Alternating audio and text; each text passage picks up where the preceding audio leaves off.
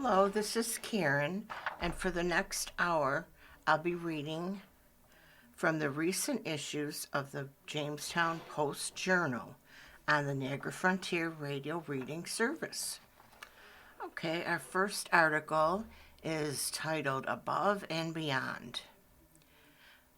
4 Below Haggis Completes Renovations. If you walk into 4 Below Haggis Bar and Grill, you might want to make sure you breathe in the welcoming atmosphere before you order and enjoy the food. Owner Eric Haglund likes to go above and beyond for his customers, and besides the welcoming atmosphere, patrons can expect a smile and a safe place to bring their entire families. Haglund also prides himself and his staff for having affordable and amazing fresh food. We have a wonderful staff, people that are courteous, kind, and caring, Haglund said. We really want to know when people are new coming in here, or that they've never tried us before, or haven't tried us in quite some time. We really want to go above and beyond and make that experience for them that much better. Haglund is no stranger to food culture, service culture, as he began his career with Cisco Foods. Recently, Haglund said the restaurant located at 104 East 2nd Street, Jamestown, had been renovated by adding an upstairs dining room and bar and an updated menu. So on the second floor, we do not charge for it. As long as they're eating food and drinking, that's free of charge, Haglund said. Haglund added that patrons have their area, their own bartender, and their own everything. Patrons have to reserve the room in advance, Haglund noted. We do a lot of holiday parties, Haglund said. The restaurant owner said that he is constantly updating selections of beer, wine, and spirits. 6 selections of draft beer are on tap, and Haglund said he rotates beer so when one draft is finished, a different draft replaces the previous one. He said in order to adapt, changes had to be made. After COVID hit, that is what really hurt us, Haglund said. When things returned to normal, Haglund said he set up an outdoor parklet that patrons can use during the warmer months. When Chef Jared Higby began, Haglund said they began smoking all their restaurant meats. And this summer we're going to be starting to do monthly barbecues outside, probably on Fridays for people who are looking for lunches, Haglund said. He added the menu may include chicken dinners and ribs. Higby said he is in the process of updating the menu, and one thing he is really proud of is the specials board. It changes every 2 weeks, Higby said. Here is an example.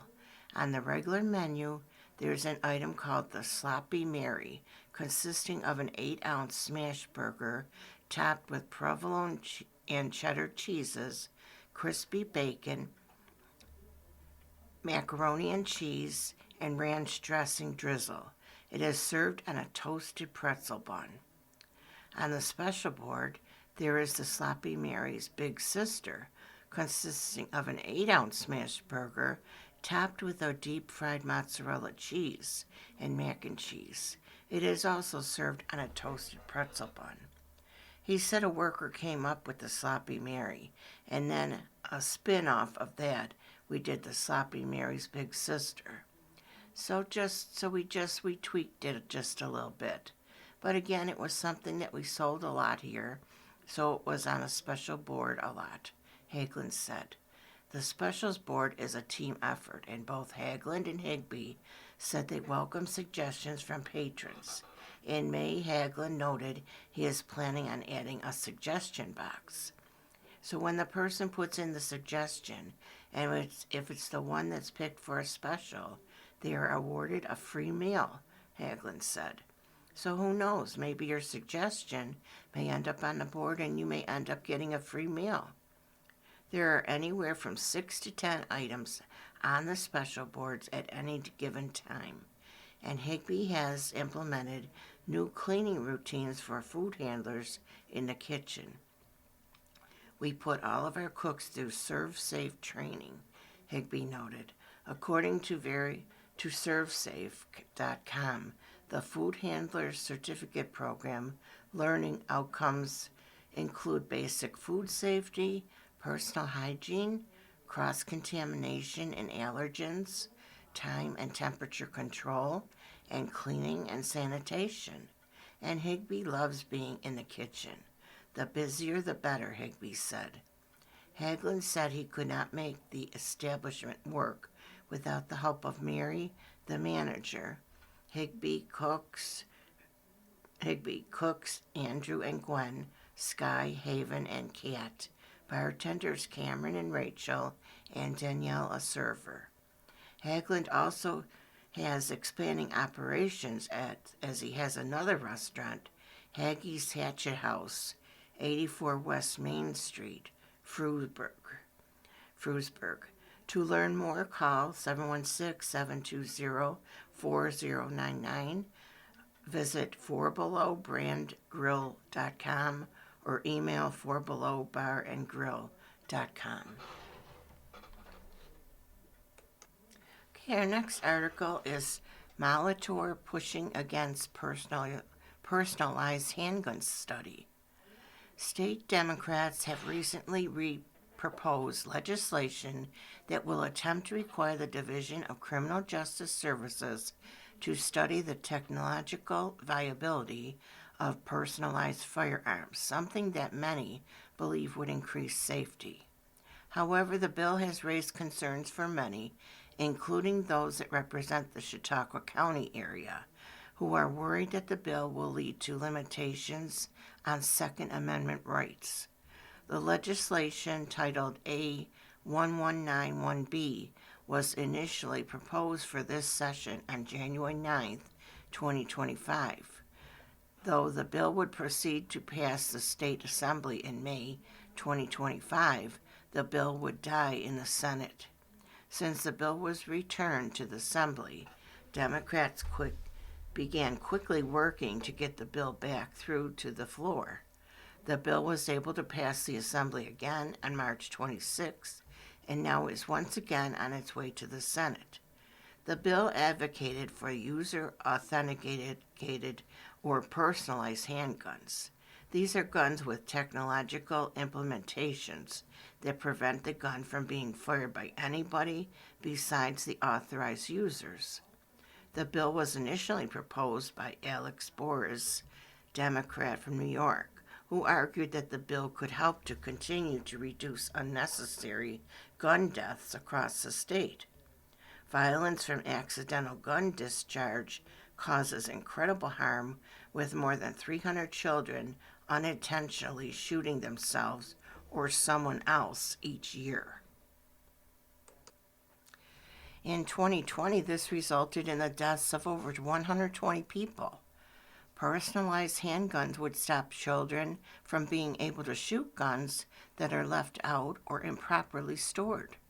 This would help prevent school shootings, as well as most shootings have followed the shooter taking the weapon from their or a neighbor's home. Moreover, approximately 380,000 guns are stolen from owners each year. Personalized handguns would prevent those weapons from being used in other crimes or against their owners, said Boris in the bill's justification. This bill creates a sensible regulatory environment to review the safety of and viability of personalized smart guns. The past decade has seen significant progress in the technology of these weapons. This bill ensures that New York can implement these new safeguards as they become available. Though many Assembly Democrats have joined in support of the legislation, the bill has failed to gain any significant amount of bipartisan support. One of those with concerns about the bill is Assemblyman Andrew Molitor, Republican from Westfield. Molitor is concerned that the bill is an illusion. hiding gun restrictions under the premise of safety regulations. Molitor argued that if the bill were actually advocating for such research for safety purposes only, then the bill would have received a larger amount of bipartisan support. If this bill was truly a study so that the state could be helpful in supporting personalized firearms, then it would have received much more support. However, New York State has a long and troubling history of curtailing the Second Amendment rights of law-abiding New Yorkers, said Molitor. This bill is merely the first step towards more restrictive access to firearms for responsible gun owners while criminals continue to ignore the law. Our society will be less safe as a result. I voted against this bill for those reasons. Okay, next we have residents speak out against potential Portland data center.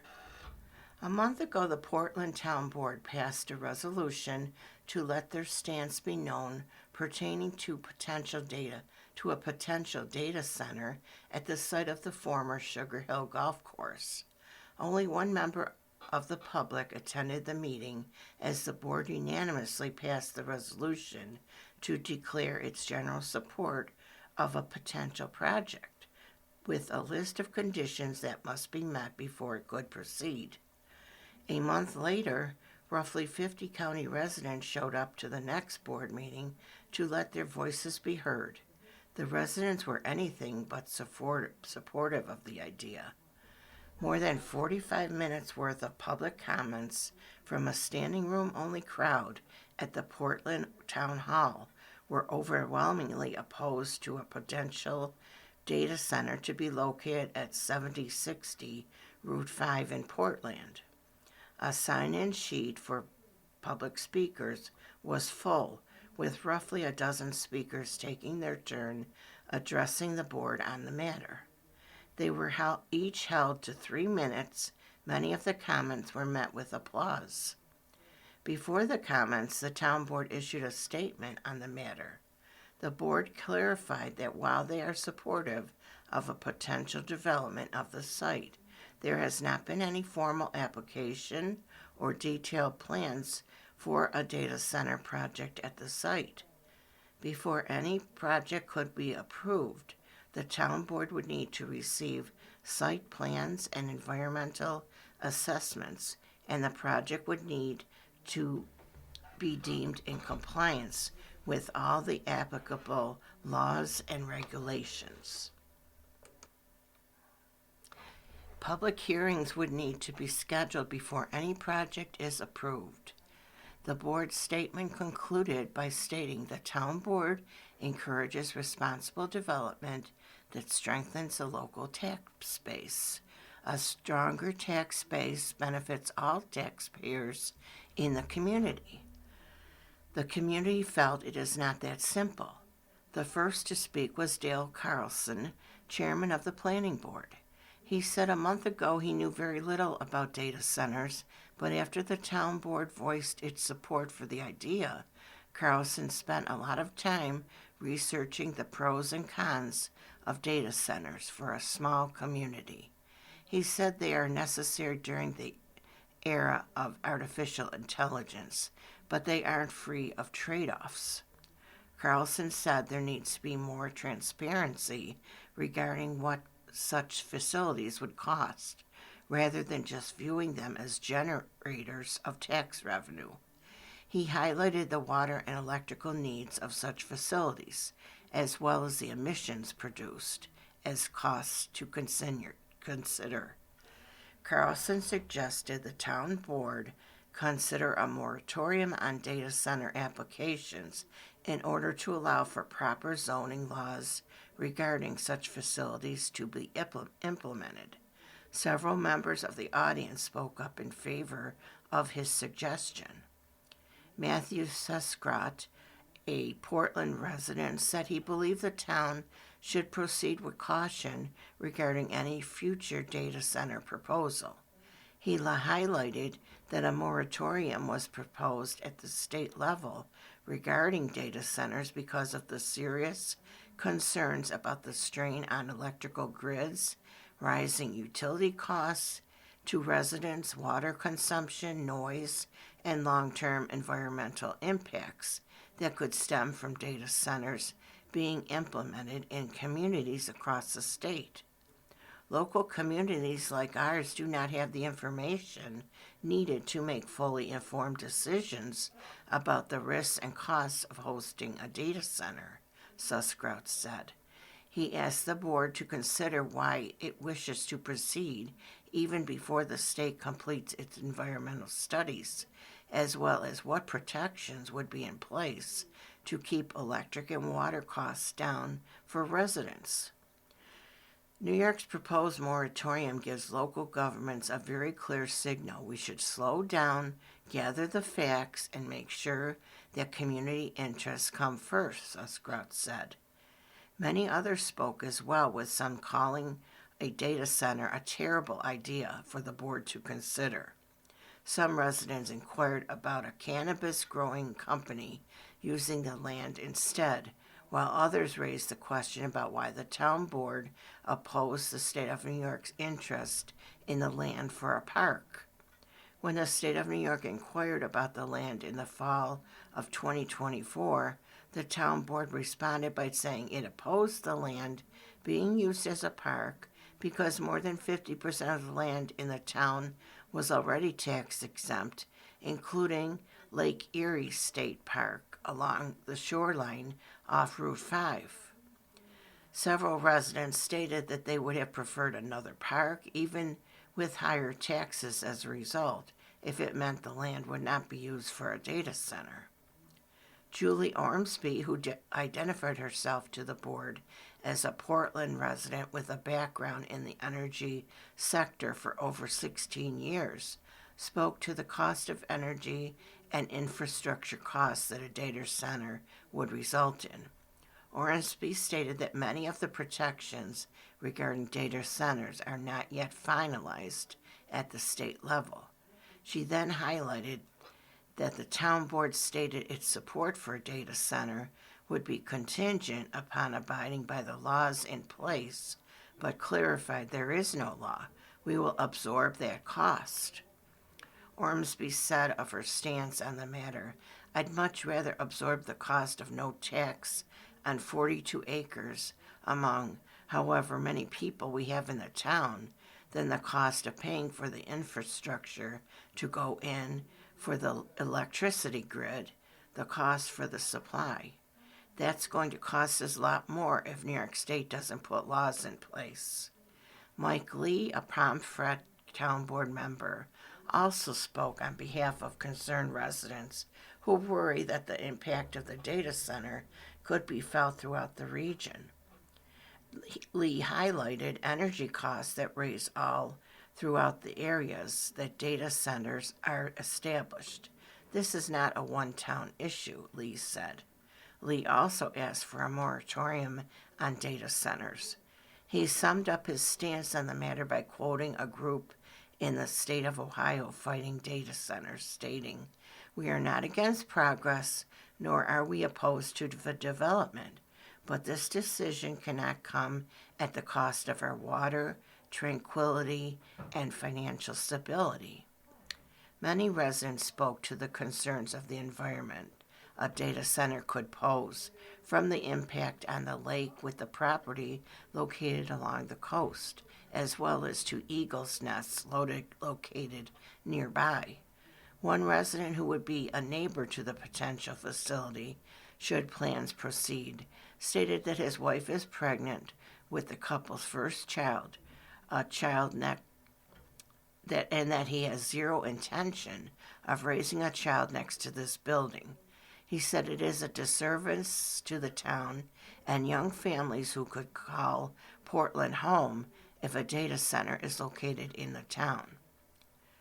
Before the majority of the crowd exited following the public comment portion, one resident asked the crowd to raise their hands if they opposed a data center being established at the targeted site on Route 5. Nearly every hand in the room was raised. Following the meeting, Lewis said of the comments, "We welcome public opinion, concerns, and comments. I wish we had this many people coming to every meeting." Lewis said of the potential of a data center project at the site, "At this point, it is not an issue because nothing is happening." And you are listening to a reading of articles and features from the Jamestown Post Journal on the Niagara Frontier Radio Reading Service. Okay, our next article is titled 9 Area Businesses Fined for Water Violations. Mayville. There were 9 businesses that were recently fined for violating various water regulations. During the Chautauqua County Board of Health meeting, it was announced that there were 4 businesses who wanted to go before the hearing officer. The remaining 5 agreed to settle. Basil and Bones requested to go before the hearing officer, but no one showed up for the hearing. They missed filing a water sample in January. They were fined $450 total, $200 for the missing sample, plus $250 for appearing before the hearing officer. The Board of Health generally fines businesses who are found guilty that go before the hearing officer $250 to cover the cost of bringing the officer to Mayville for the hearing. Second to go before the hearing officer was Cutting Lanes Bowling Alley of Clymer. Jessica Worstel with the County Health Department said they missed 2 monthly reports. However, this would be their 4th and their 5th monthly report that they've missed since January 2025, she added. Worstel said the respondent claimed he had emailed the report but could not show any evidence of emailing them. Cutting Lanes was fined $950 total, $300 for the missed September report, $400 for the missed October report, and $250 for appearing before the hearing officer. The third business that was to appear before the hearing officer was Keela Cookies and Cream of Jamestown. However, no one attended the hearing.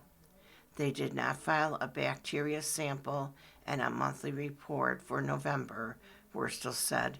This was the second time they did not submit the bacteria sample. The first time they signed an agreement to settle and paid a fine. Although they did not send anyone before the hearing officer, Worstel said in the past they had stated they were closed.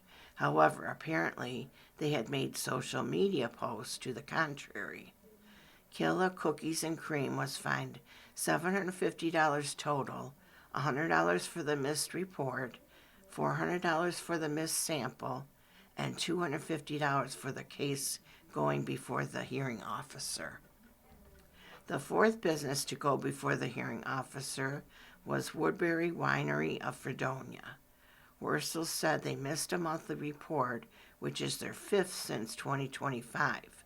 They were fined $650 total, $400 for the missed report, and $250 for the case going before the hearing officer. In the agreements to settle, Jacqueline Harrison, DBA, the house that Jack built of Bemis Point, paid a $100 fine for the missed water system operation report for October. Greg Huber, DBA, Bemis Point Market of Bemis Point, Exit 9, LLC, DBA Bridgeview One Stop of Bemis Point, Elizabeth Odell McKinley, DBA Compass Bar and Grill of Clymer, and Chris Kane, DBA Old Chautauqua Vineyards of Portland, each paid a $100 fine for a missed water system operation report for November. Next we have article titled Coffee Spot. New cafe sets grand opening date. Now that operations are running smoothly after a soft opening, the Roasted Bean Cafe has set a date for a ribbon-cutting event in partnership with the Chautauqua Chamber of Commerce, with a grand opening event scheduled for the very next day. The Roasted Bean Cafe began operations in early February. Operators Courtney Mason and Father Ernie stated that the grand opening event will have far more to offer than the business does on a normal day. Mason stated that numerous private vendors will be in attendance selling treats, crafts, and so much more. Additionally, Mason stated that there will be loads of entertainment for all ages, including live musical performances and face painting stations for young ones. Mason encouraged any members of the community to come check out the opening event, especially for those that have not yet been able to stop into the business.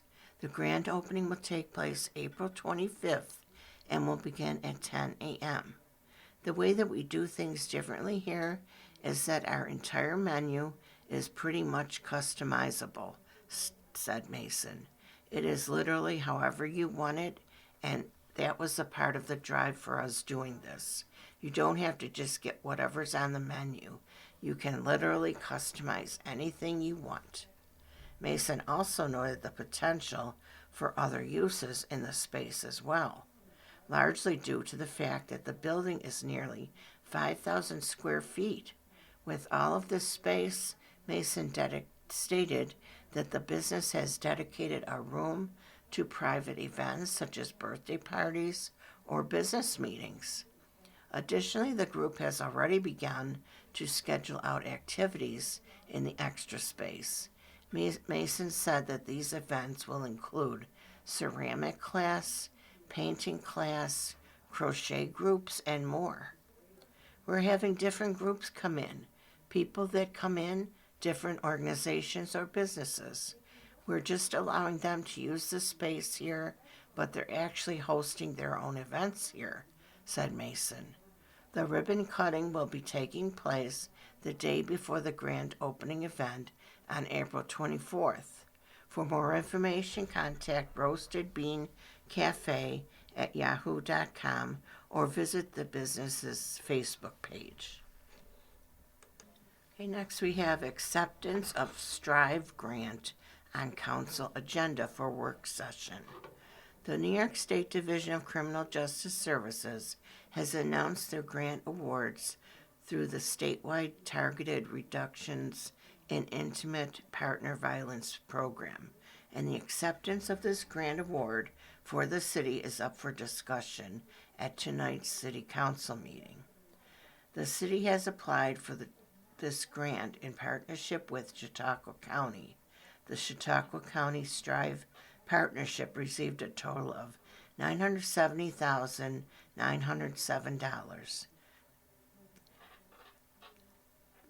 to the Jamestown Police Department was awarded $209,478 from these funds. The period for the grant award goes from April 1, 2026 to May 31st, 2027. According to tonight's agenda, this funding shall be used for the prevention of and intervention in incidents of intimate partner violence through evidence-based, survivor-centered, trauma-informed, and culturally responsive strategies. The Jamestown Police Department has been provided funding for overtime domestic violence details, a crime analyst position, outreach materials, canine supplies, a domestic violence case management system, as well as traveling and training.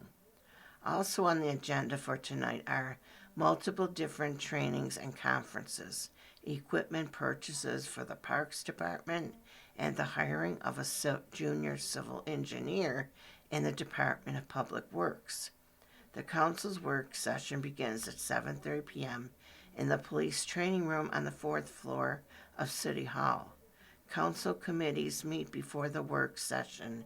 The Housing Committee meets at 6:30 p.m. in the police training room, with the Finance Committee at 7 p.m. in the Mayor's 4th floor conference room. The Public Safety Committee and the Public Safety Committee in the police training room at 7 p.m. and the Public Works Committee in the Development Department conference room at 7 p.m. Our next article is City Man, Buffalo Woman Charged in Narcotics Conspiracy. A Jamestown man has been indicted in a narcotics conspiracy. U.S. Attorney Michael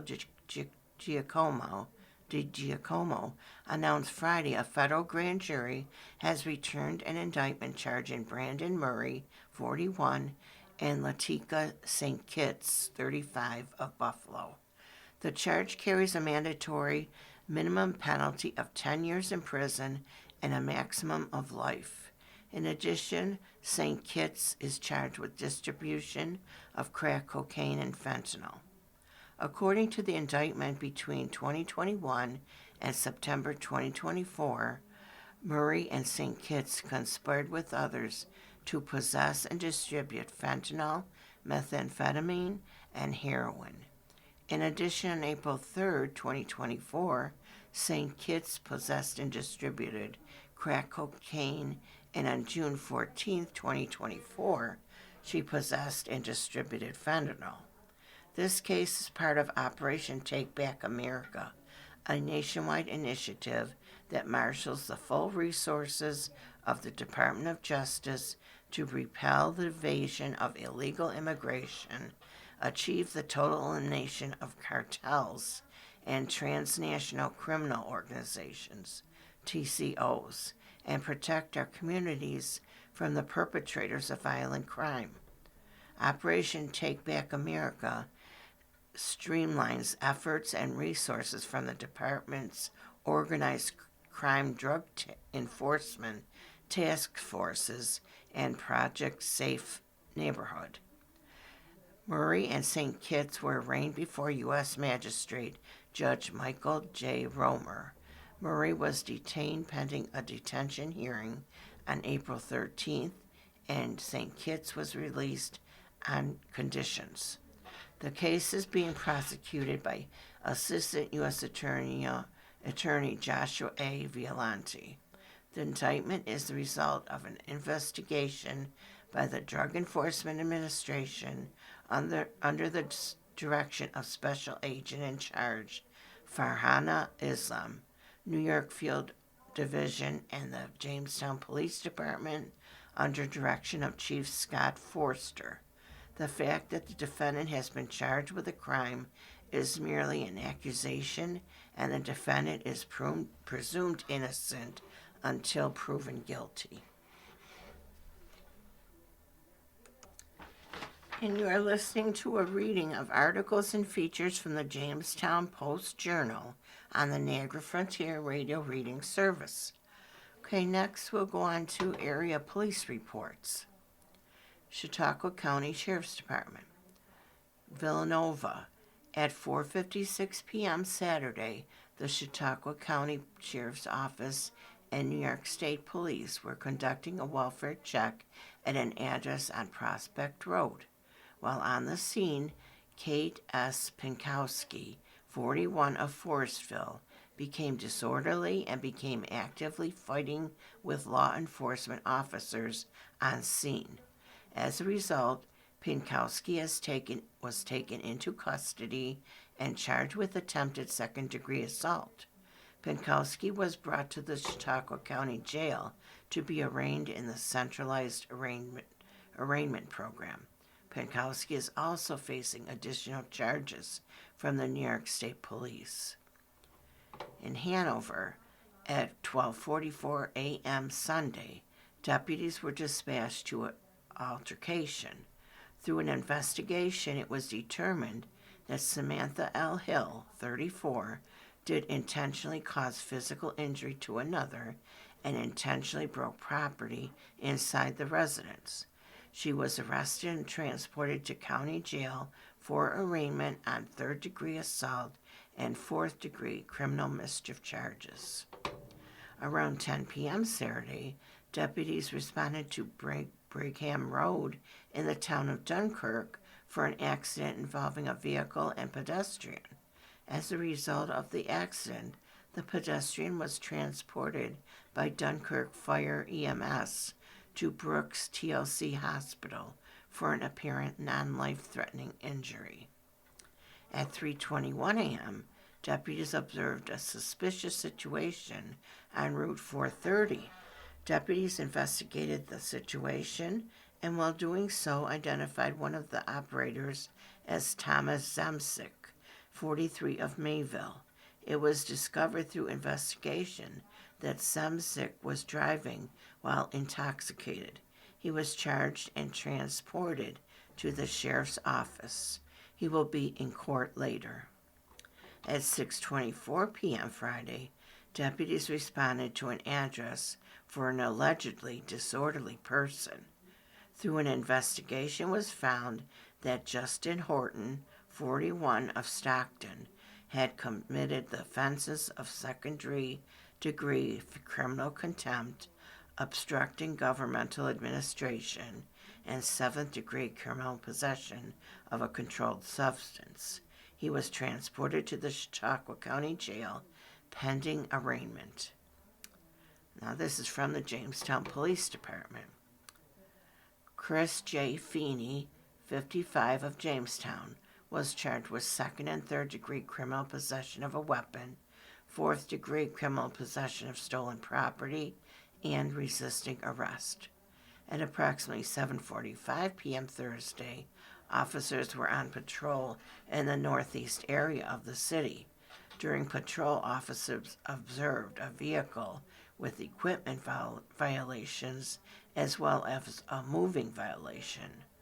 Due to the observed vehicle and traffic law infractions, officers conducted a traffic stop.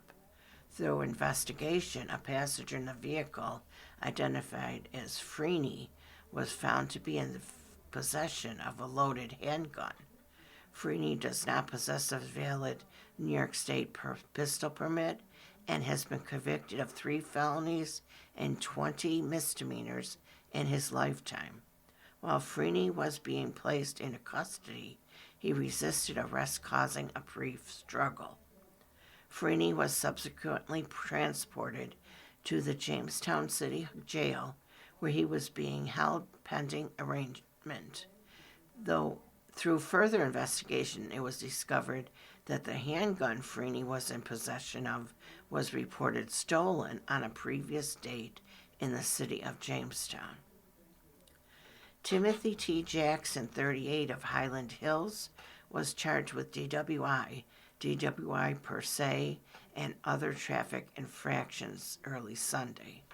Officers were patrolling in the downtown area when they observed a traffic infraction on a vehicle traveling through the city. A traffic stop was conducted in the area of West 3rd and Cherry Streets, where the operator and the sole occupant of the vehicle was identified as Jackson. Further investigation discovered Jackson was operating the vehicle while intoxicated. Jackson was taken into custody and transported to Jamestown City Jail, where he was awaiting arraignment. And next we have To Your Good Health by Dr. Keith Roach. Dear Dr. Roach, I have bad knee arthritis. My doctor is suggesting a genicular nerve block. Is this a good idea? Will it fix the problem? Answer.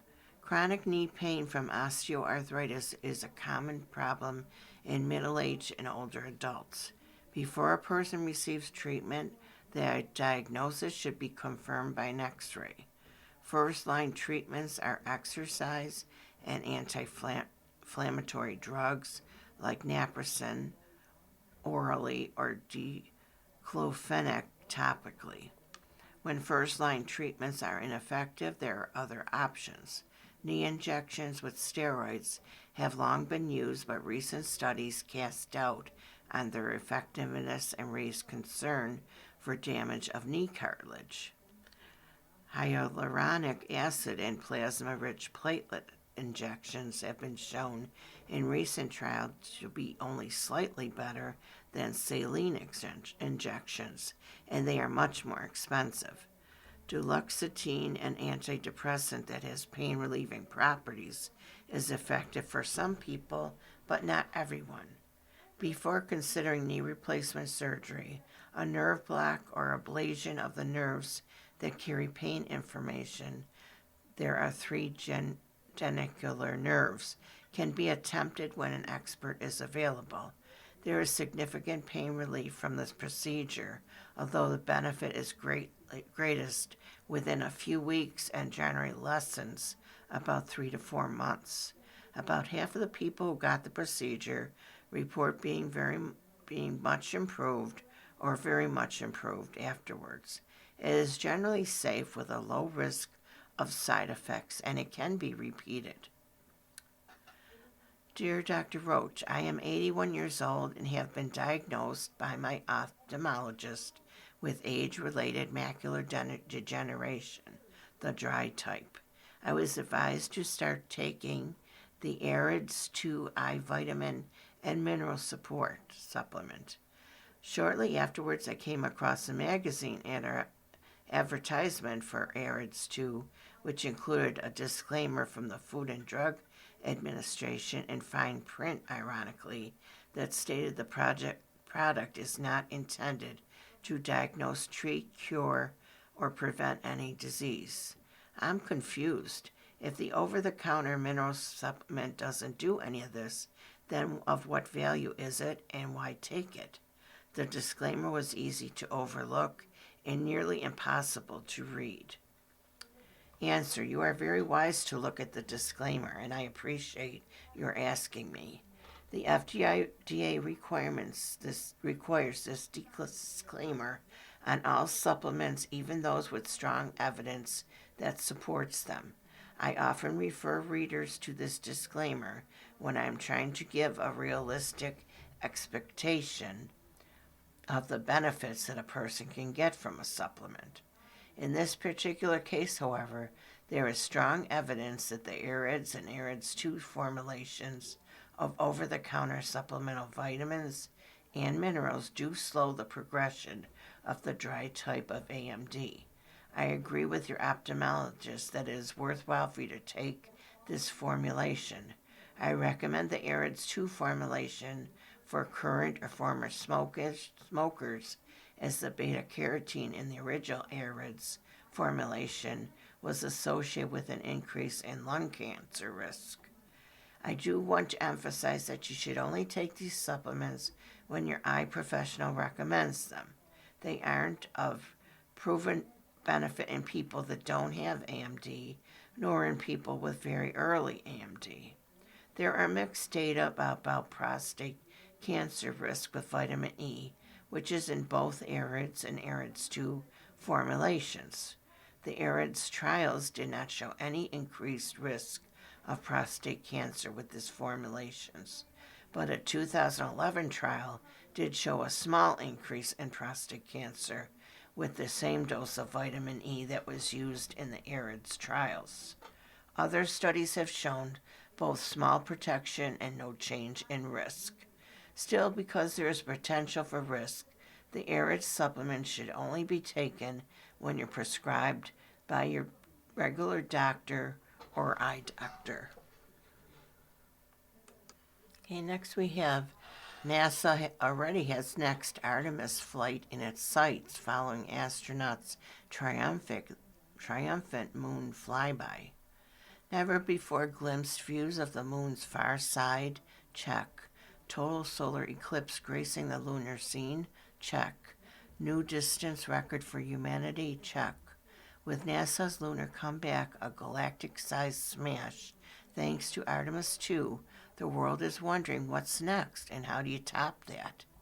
To people all around the world who look up and dream about what is possible, the long wait is over, NASA Administrator Jared Isaacman said as he introduced Artemis 2 Commander Reed Wiseman, pilot Victor Glover, Christina Cook, and Canada's Jeremy Hansen at Saturday's jubilant homecoming celebration.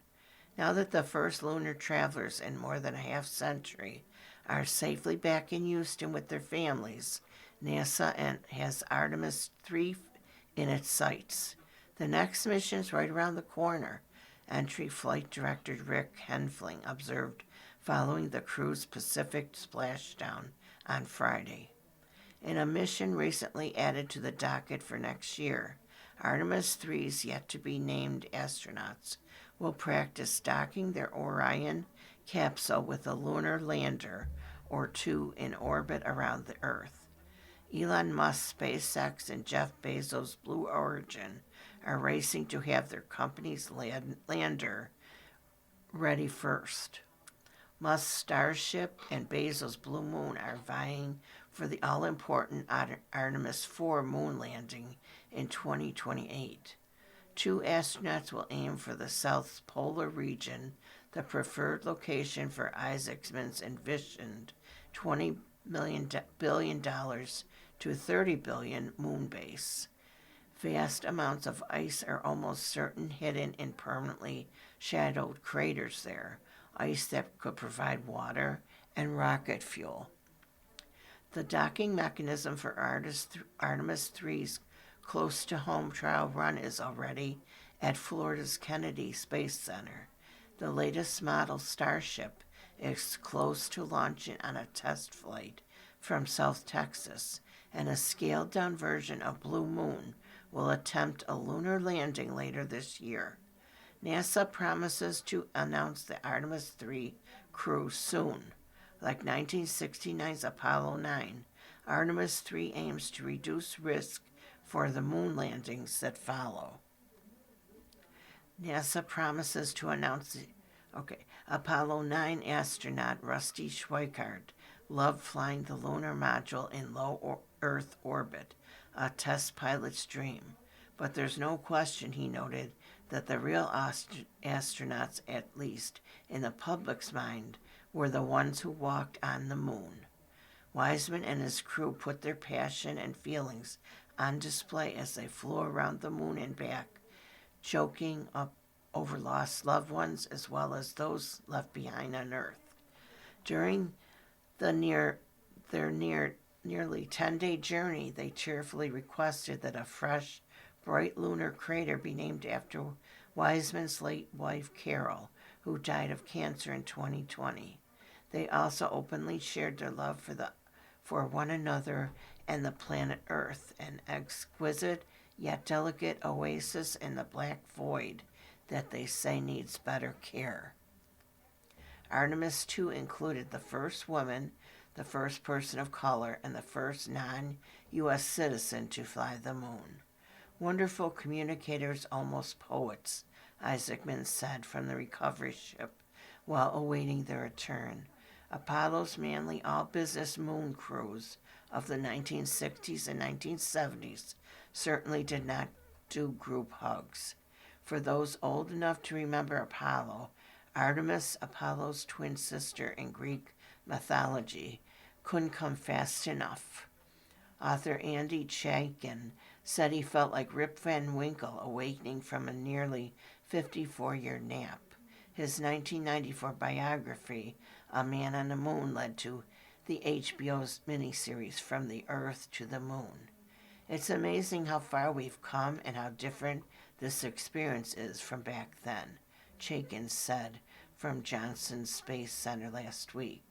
The hardest part, according to NASA Associate Administrator Amit Tyra, is becoming so close to the crews and their families and then blasting them to the moon.